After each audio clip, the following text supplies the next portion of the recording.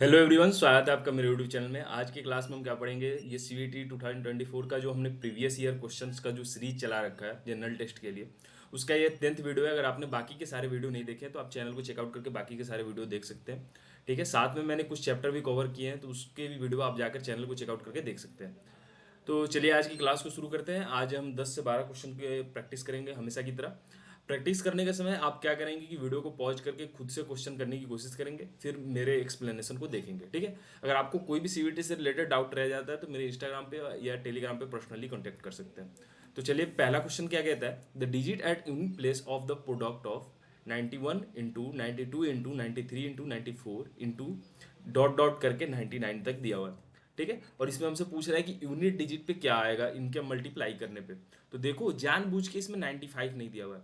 अगर मान लो इसमें 95 होता, मतलब ये तो कह रहा है कि 94 इंटू 95 इंटू 96, मतलब ये करते हुए 99 तक जाएगा, लेकिन 95 हमको दिखाने के लिए लिखा नहीं है। अगर 95 होगा तो 5 इंटू 4 होगा, तो यहाँ हो जाएगा 20 हो जाएगा, मतलब यूनिट प्लेस पे जीरो तो होगा ही। तो हमारा क्या आंसर हो जाएगा, ऑप्शन वन। ठीक है, जीरो।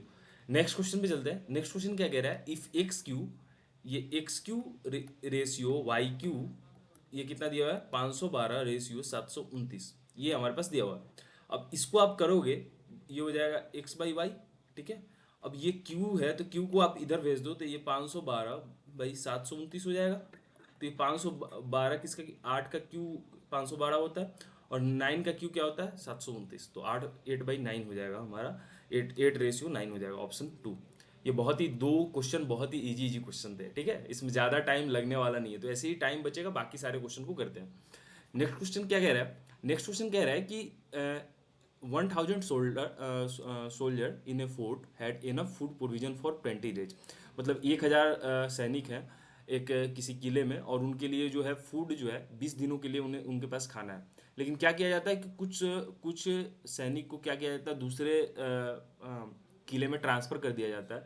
तो वही जो खाना जो था 1000 लोगों के लिए, वो कितने लोग, अब वो कितने दिनों के लिए हो जाता है, 25 दिन के लिए हो जाता है। तो हमसे पूछ रहा है कि कितने लोग ट्रांसफ़र कर दिए गए। ठीक है, ये हमसे पूछ रहा है। तो मैं पहले 1000 सोल्जर थे, मतलब 1000 सैनिक थे, तो उनके लिए खाना कितने था, 20 दिन के लिए खाना था।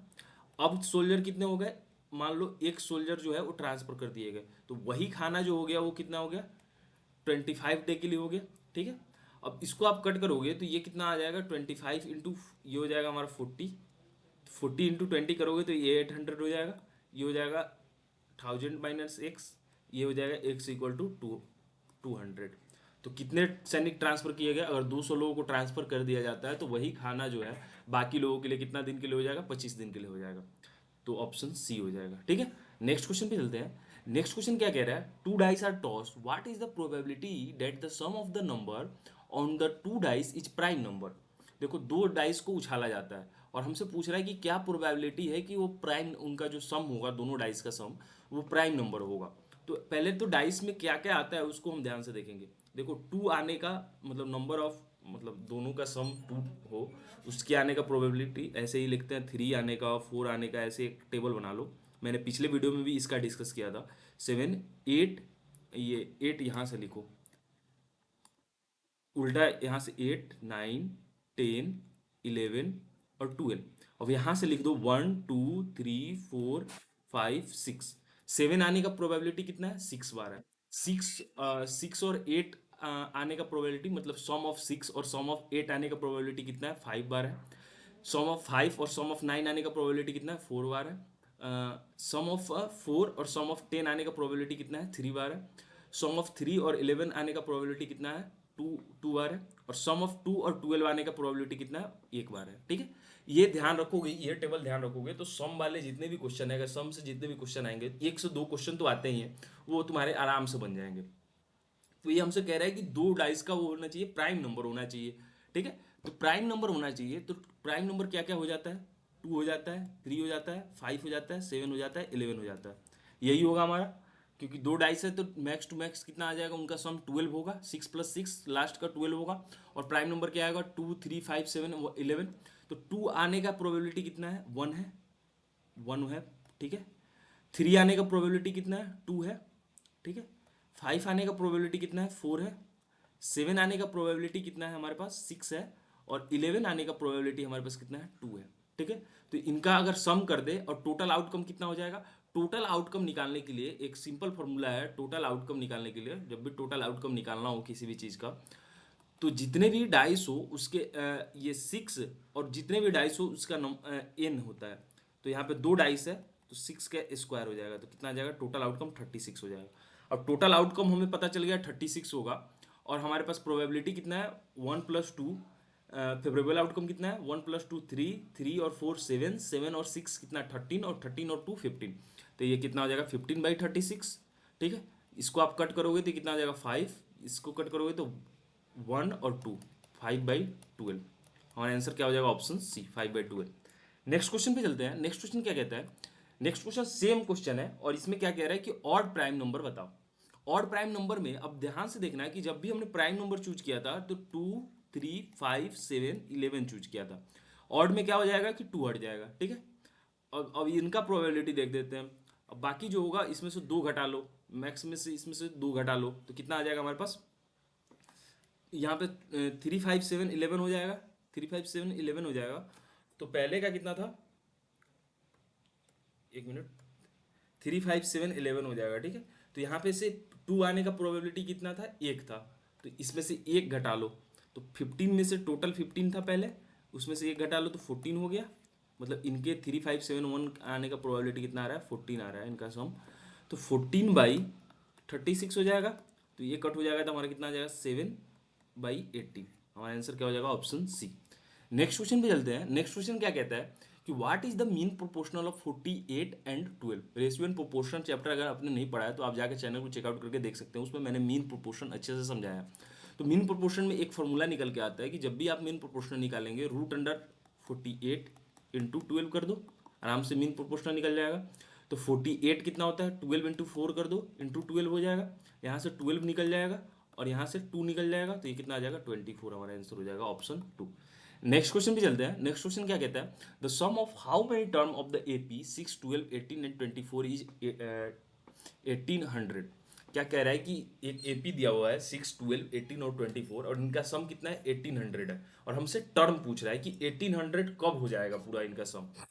ठीक है, तो फर्स्ट टर्म क्या है, ए जो है 6 है, और हमारे पास नंबर ऑफ टर्म हमें निकालना है, एन हमें पता नहीं है तो नंबर ऑफ टर्म निकालना है, और उनके बीच का कॉमन डिफरेंस क्या है, 6 है। ठीक है, तो इसका एक फॉर्मूला होता है सम ऑफ एपी का, SN n/2, 2a+2a+ n-1 × d, यही होता है। अब SN हमारे पास कितना है, 1800 दिया हुआ है। n कितना है, n हमें निकालना है, तो n/2, 2a कितना हो जाएगा, 12 हो जाएगा, डायरेक्ट में लिखता हूँ। n-1 हमें निकालना है, तो n-1, और d हमारे पास कितना है, 6 है। ठीक है, यहाँ से हम इसको फिर से एक नया स्लाइड ऐड ये 2 को हम इस साइड भेज देंगे तो कितना हो जाएगा, ये 2 को इस साइड भेजने पे कितना आ जाएगा, 3600।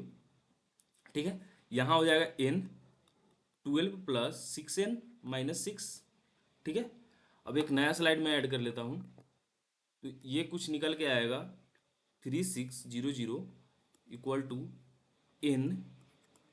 अब 12 है तो 6 + 6n हो जाएगा।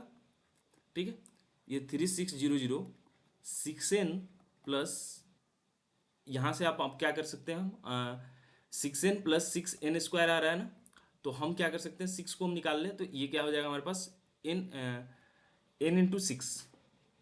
हाँ, ये यहाँ पे हम थोड़ा सा करेक्ट करते हैं, यहाँ पे क्या हो जाएगा, 3600।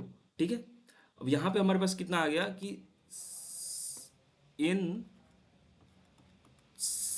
यहाँ पे सॉल्व करेंगे तो कितना हो जाएगा, 6 + 6n। ठीक है, अब यहाँ से हम 6 को कॉमन निकाल लेते हैं। ठीक है, तो 6 को कॉमन निकाल लेंगे तो ये हो जाएगा 6n + n+1, यही हमारे पास हो जाएगा 3600। अब ध्यान से देखो कि अगर हम इसको अगर सॉल्व करने की कोशिश करेंगे तो हम फंस जाएंगे। ठीक है, तो अब हम सॉल्व करने की कोशिश करेंगे तो फंसेंगे। तो पहले हम 6 को इधर भेज देंगे तो ये कितना आ जाएगा, 600 हो जाएगा, और ये हो जाएगा n × n+1। ठीक है, अब इसको हम ऑप्शन से करने की कोशिश करते हैं। तो देखो अगर 18 रखोगे 18 अगर हम रखते हैं एन की जगह पे, तो 18 + 1 19 हो जाएगा। 19 इंटू 18 करेंगे तो 9 इंटू 8 करो, तो हमारे पास लास्ट में क्या होगा, 2 आएगा यूनिट डिजिट, लेकिन यहाँ पे 0 0 है, मतलब 600 से नहीं होगा। ठीक है, यहाँ पे हम क्या करते हैं कि 20 रख के देखते हैं, तो 20 + 1 हो जाएगा 21 इंटू 20, तो ये हमारे पास 20 इंटू 21 करने पे भी 600 नहीं होगा, तो ये हमारा आंसर नहीं होगा। ठीक है, अब यहाँ पे हम क्या करते हैं कि 24 रख के देखते हैं, तो 24 रख कर देखोगे तो क्या होगा, यहाँ पे 24 और यहाँ पे रखोगे तो 24 इंटू 25, इसको करोगे तो ये आ जाएगा 600। तो आंसर क्या हो जाएगा, ऑप्शन 3, 24।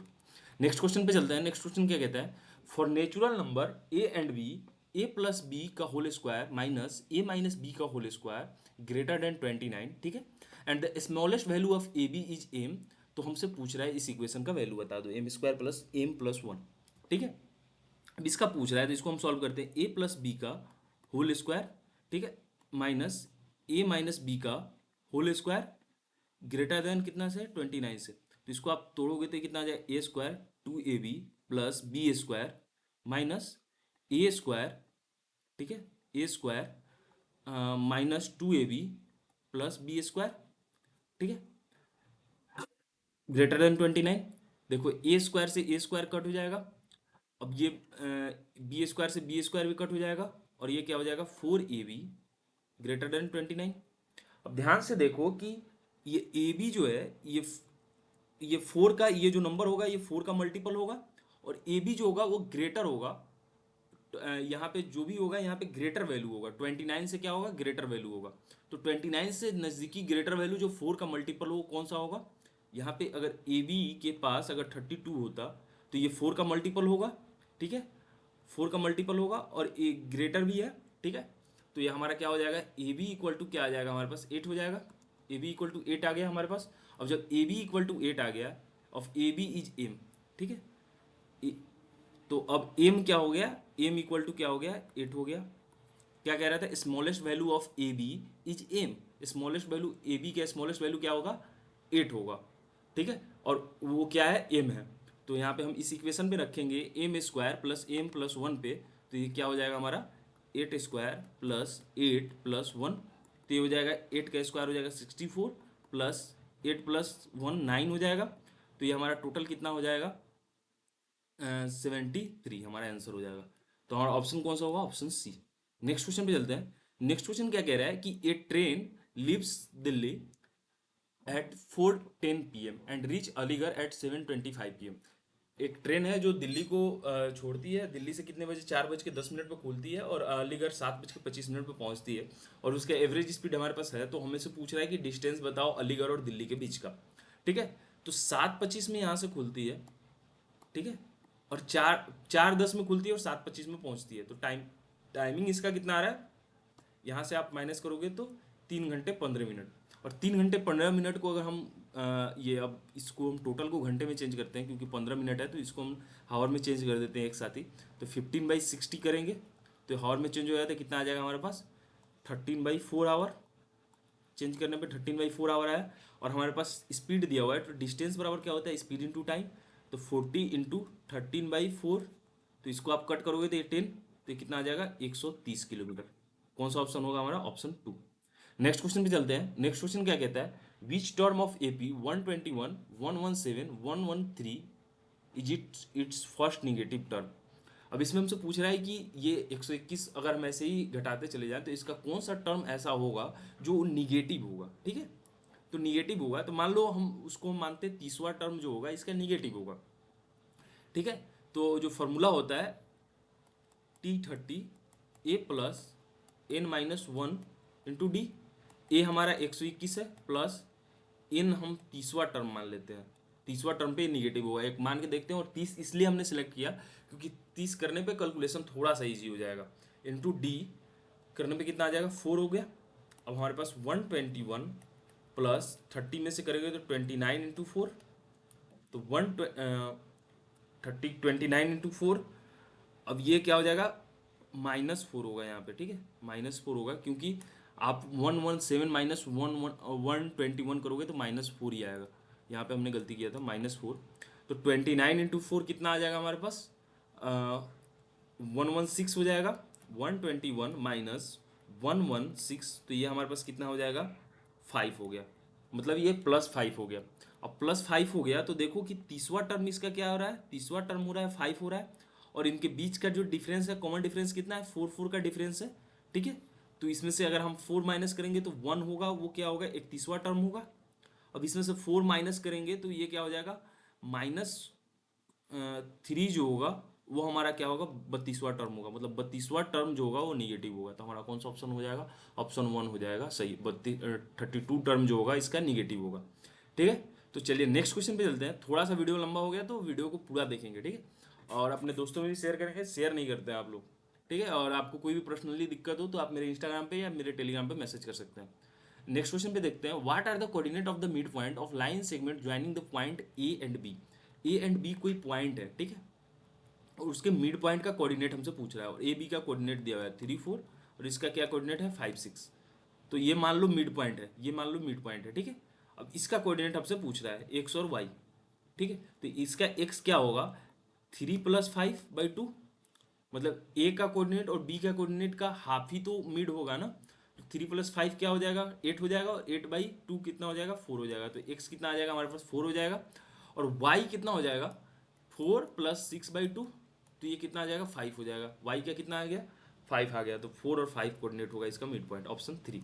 नेक्स्ट क्वेश्चन पे चलते हैं। नेक्स्ट क्वेश्चन क्या कहता है, ये sum was invested on simple interest at a certain rate of 3 year, मतलब किसी प्रिंसिपल अमाउंट को दिया जाता है एक सर्टेन इंटरेस्ट पे, सर्टेन रेट पे 3 सालों के लिए, ठीक है, सिंपल इंटरेस्ट पे दिया जाता है।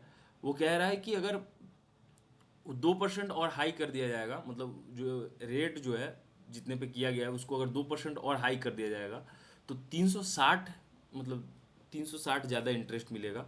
तो हमसे पूछ रहा है कि प्रिंसिपल अमाउंट कितना था। तो मान लो अगर प्रिंसिपल अमाउंट पहले जो सिंपल इंटरेस्ट दिया गया था तो प्रिंसिपल अमाउंट पी था, रेट हमें पता नहीं है तो रेट आर ही था, और टाइम 3 ईयर था बाई 100। ये पहले का सिंपल इंटरेस्ट है। बाद के सिंपल इंटरेस्ट में क्या होता है कि पी तो सेम ही रहता है, रेट में 2% का वृद्धि कर दिया जाता है, मतलब रेट में जो होगा R+2 कर दिया गया, और वो भी कितने, 3 साल के लिए। मतलब कहा जा रहा है कि अगर रेट में 2% का हाइक करके दिया जाता तो सिंपल इंटरेस्ट कितना मिलता हमें, 360 ज़्यादा मिलता, ठीक है। तो रेट में 2% का हाइक कर दिया गया तो R+2 कर दिया गया इंटू 3/100, ये हमारा न्यू इंटरेस्ट हो गया, ठीक है। अब हम क्या करते हैं कि बाद वाले इंटरेस्ट में से पहले वाले इंटरेस्ट को अगर घटा लेंगे तो 360 ज़्यादा आएगा, यही तो होगा। एसआई का वैल्यू हमारे पास आ गया, ये बाद का एसआई है हमारे पास, ये बाद का एसआई है हमारे पास, ठीक है, और ये पहले का एसआई है। तो अगर हम दोनों में से घटा ले तो आ जाएगा हमारे पास। तो देखो P into R+2 into 3/100 minus P into R into 3/100, और ये कितना होगा, 360 ज़्यादा होगा। अब देखो कि 100, अब 100 करेंगे इसको नीचे, और यहाँ ऊपर कितना हो जाएगा, इसको सॉल्व करोगे तो आप कितना आएगा, PR 3PR हो जाएगा प्लस 6P माइनस 3PR, ठीक है। तो 3PR से 3PR कट जाएगा, ठीक है, इक्वल टू में 360 हो गया, ठीक है।